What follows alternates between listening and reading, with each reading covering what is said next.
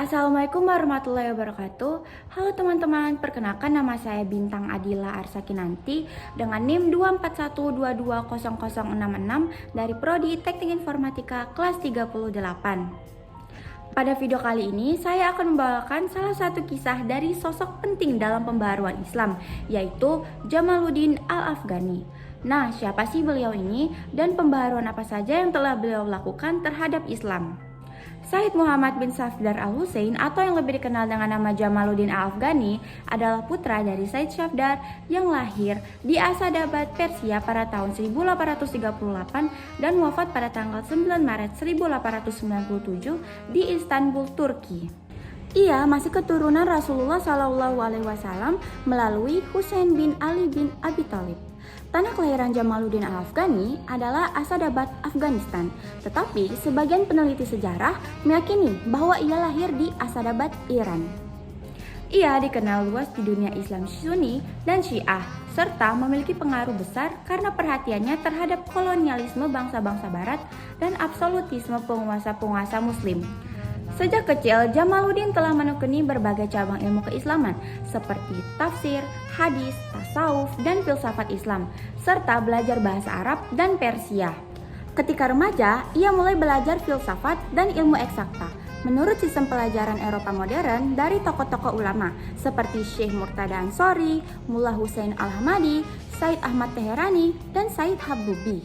Kemudian, ketika beranjak 18 tahun, ia mulai bertolak ke India, lalu ke Mekah, dan kembali lagi ke Afghanistan. Pada masa pemerintahan Muhammad Azam Khan, Jamaluddin diangkat menjadi Perdana Menteri. Namun, hal itu tidak berlangsung lama karena adanya campur tangan Inggris dalam urusan politik di Afghanistan.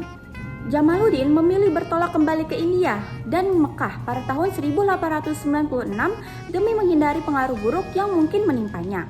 Nah, perjalanannya ke Mekah untuk kedua kalinya ini adalah menjadi awal dari keterlibatannya dalam kegiatan politik Islam internasional. Jamaluddin Al-Afghani memiliki keahlian dalam berbagai disiplin ilmu, baik tradisional maupun modern. Ilmu-ilmu tersebut meliputi ilmu agama seperti Al-Quran, hadis, fikih, tauhid, dan tasawuf, ilmu filsafat, logika, sejarah, matematika, astronomi, kedokteran, dan sains. Ia juga menguasai berbagai bahasa seperti Arab, Persia, Turki, Inggris, dan Rusia. Nah, saat pergi ke Mekah untuk kedua kalinya, Jamaluddin mulai mencurahkan perhatian dan pemikirannya pada pembebasan dunia Islam terhadap penjajahan Barat. Ia sering memikirkan dua masalah yang dianggap sangat vital, yaitu mundurnya umat Islam dan penetrasi Barat ke tubuh umat Islam. Jamaluddin kemudian mengembara dari satu negeri ke negeri lainnya untuk mengingatkan para Muslim agar bangkit dan bersatu melawan imperialisme bangsa-bangsa Barat. Selain itu, Jamaluddin bahkan pergi ke jantung negeri barat seperti Paris dan Amerika untuk melihat langsung sistem nilai kehidupan mereka. Dari pengembaraan yang luas, wawasannya pun bertambah, sehingga ia bisa menyimpulkan penyakit kronis yang menggerogoti umat Islam. Di antaranya, yang pertama, absolutisme dan despotisme penguasa Muslim. Yang kedua, sikap keras kepala dan keterbelakangan umat Islam dalam sains dan peradaban. Yang ketiga, menyebarnya pemikiran korup dan merusak cara berpikir seperti tahayul, bid'ah, dan khurafat. Yang keempat, kolonialisme dan imperialisme Barat. Untuk mengobati penyakit-penyakit tersebut, Jamaluddin memiliki ide pembaharuan. Di antaranya yang pertama, menggerakkan rakyat supaya mengadakan revolusi. Dalam pengalamannya melakukan kunjungan ke berbagai negara Islam, Jamaluddin melihat kenyataan bahwa dunia Islam didominasi oleh pemerintahan yang autokrasi dan absolut. Para penguasa dunia Islam menjalankan kekuasaannya sebagaimana kehendak mereka tanpa terikat pada konstitusi.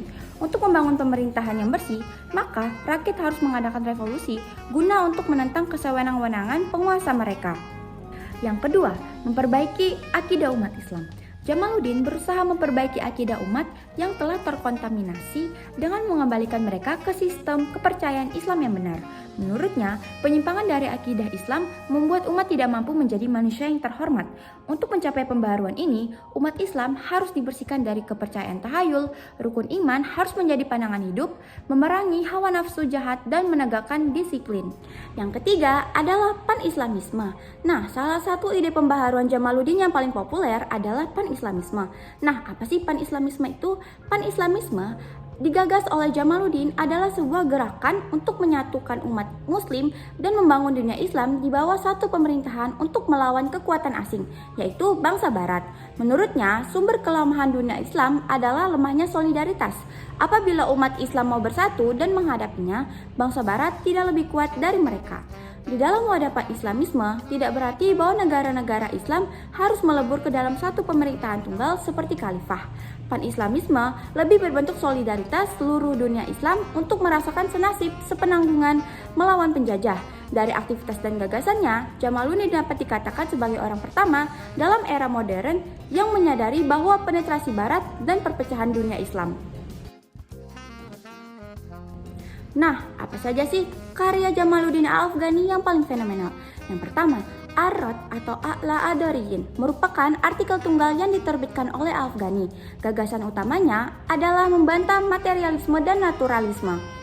Yang kedua, Al-Urwah Al-Wuthqah merupakan majalah yang didirikan bersama muridnya, yaitu Muhammad Afduh. Majalah ini berperan penting dalam menyebarkan gagasan pembaruan Islam.